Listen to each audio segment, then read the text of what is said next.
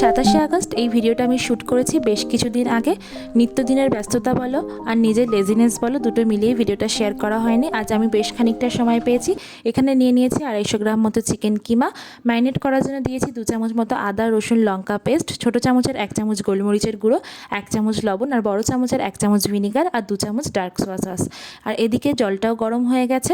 এতে দিয়ে দিয়েছি 1 চামচ সাদা তেল, 1 চামচ লবণ। 30 মিনিট আগে চালটা ভিজিয়ে রেখেছিলাম। জলটা গরম হওয়ার সাথে সাথে চালটাও দিয়ে দিলাম, আর কিছু ফ্রোজেন মটরশুঁটি ছিল সেটাও জলের মধ্যে দিয়ে দিলাম। গরম জলে দিলে মটরশুঁটিটা একটু ফুলে যাবে। একসাথে বিনস গাজর ক্যাপসিকামগুলোকে ভেজে নিয়েছি। ভাজার সময় অল্প একটু নুন দিয়ে নিতে হবে। এরপর পনিরগুলোকেও ভেজে তুলে নিলাম, আর কড়াইয়ে দিয়ে দিয়েছি 4টে ডিম। ডিমটাকে ফেটিয়ে কড়াই দিলে ভালো হতো। ডিমটা ফ্রাই হয়ে গেলে তুলে নিয়েছি। এরপর কড়াইয়ে দিয়ে দিয়েছি 4-5 কোয়া মতো রসুন কুচি আর ম্যারিনেট করা চিকেনটাকে ডিপ ফ্রাই করতে হবে। ডিপ ফ্রাই হয়েছে কিনা সেটা বোঝার জন্য খুন্তি দিয়ে কেটে দেখে নিতে হবে।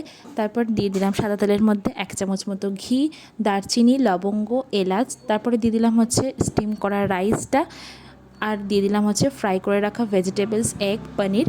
এরপর আমরা চিকেনের ফ্রাইটাকেও অ্যাড করে দিলাম।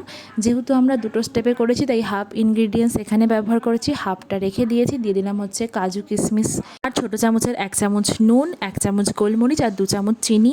চিনিটা অবশ্যই অ্যাড করতে হবে, নাহলে কিন্তু রাইসের স্বাদটা একদম অসম্পূর্ণ থেকে যাবে। তারপর প্রপার মিক্সড করে নেব সব কিছু একসাথে। দিয়ে দিলাম সামান্য মানে হাফ টিস্পুন মতো ডার্ক সোয়া সস, আর দিয়ে দিলাম 1 চামচ মতো ঘিটা দিতেই হবে লাস্টে। আর গার্নিশের জন্য দিয়ে দিলাম ধনেপাতা কুচি। দেখতে ঠিক এরকম হয়েছে। তার সাথে ছিল চিকেন বেরেস্তা। কম্বিনেশনটা কেমন বলো? সামনেই দুর্গাপুজো আসছে, তোমরাও বানিয়ে কিন্তু খাইও। দেখা হচ্ছে নেক্সট ভিডিওতে।